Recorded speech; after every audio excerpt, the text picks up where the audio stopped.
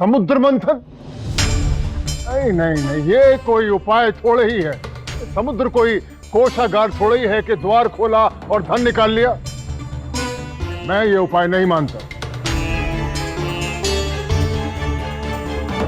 माताश्री, आपने कहा था ना, स्वयं सोच लो क्या उचित है क्या अनुचित।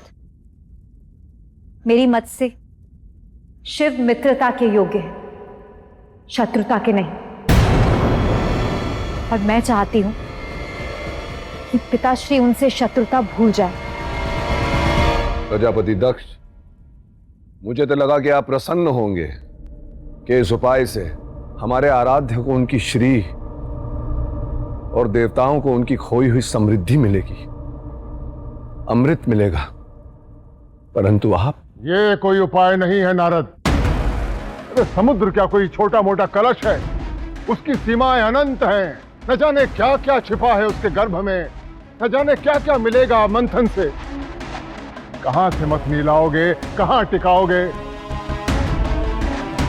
मुझे तो भय है कि यह मंथन समाधान के स्थान पर समस्या ना बन जाए। शांत हो जाइए पिताश्री।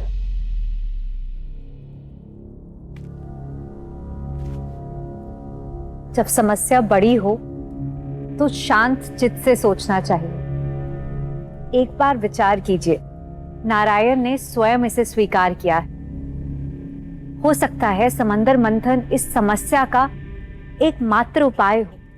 नारायण ही तो नहीं समझ पा रहे। ठीक उसी प्रकार जैसे पिता ब्रह्मा के सर कटने के समय नहीं समझ पाए थे, तब भी शिव की माया में उलझे थे, और अब भी वो नहीं समझ पा रहे हैं कि ये समाधान नहीं है, उस कुटिल शिव का माया जाल है। ठीक है, मेरी एक बात मानेंगे?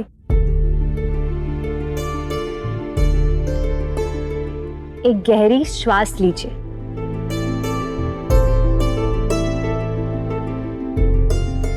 अब बताइए, आप मुझसे अधिक प्रेम करते हैं या शिव से अधिक घृणा?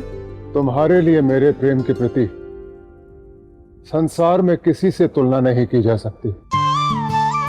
मेरे पास शब्द नहीं है ये बताने के लिए कि तुम्हारा मेरे जीवन में क्या स्थान है, क्या महत्व है।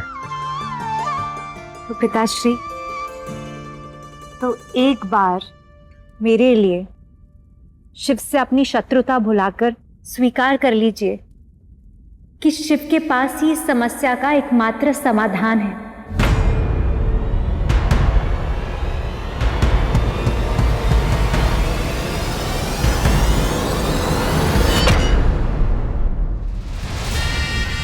मैं इस विषय पर अपना मत वर्षों पूर्व व्यक्त कर चुका हूं। जिस प्रकार तुम अपने पिता का अपमान नहीं देख सकते, उसी प्रकार मैं भी अपने पिता का अपमान नहीं भूल सकता।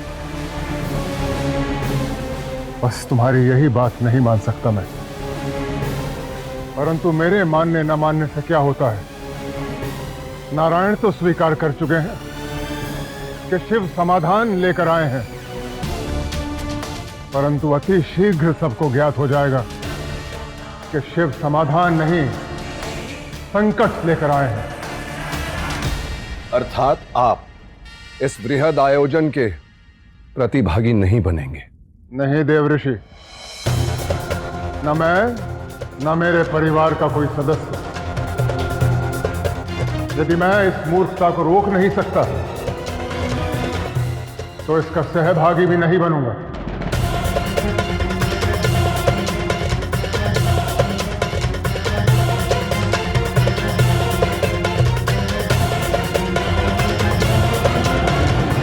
देवऋषि, मैं चाहती हूं कि आपकी सहायता से मैं इस मंथन की साक्षी बन पाऊं। आप वो मार्ग हैं जिससे पिताश्री की आज्ञा का उल्लंघन भी नहीं होगा और मैं मंथन के दर्शन भी कर लूंगी।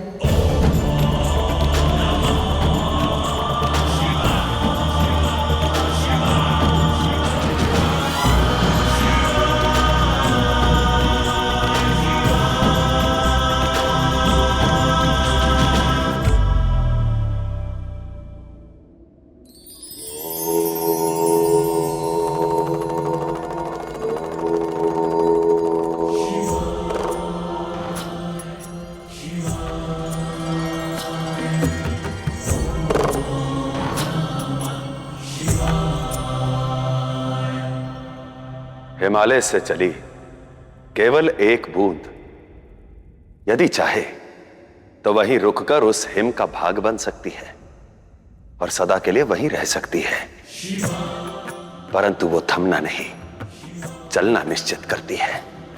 गुफाओं से रिसती है, पत्थरों पर बहती है और किसी वृक्ष की जड़ में या ताल के तल में विश्राम नहीं करती। भाग्य से तो वो भी केवल एक बूंद थी, परंतु चट्टानों से टकरा के, झरनों से गिर के अपने कर्म से बनती है गंगा। कर्म से ही भाग्य की गंगा बहती है।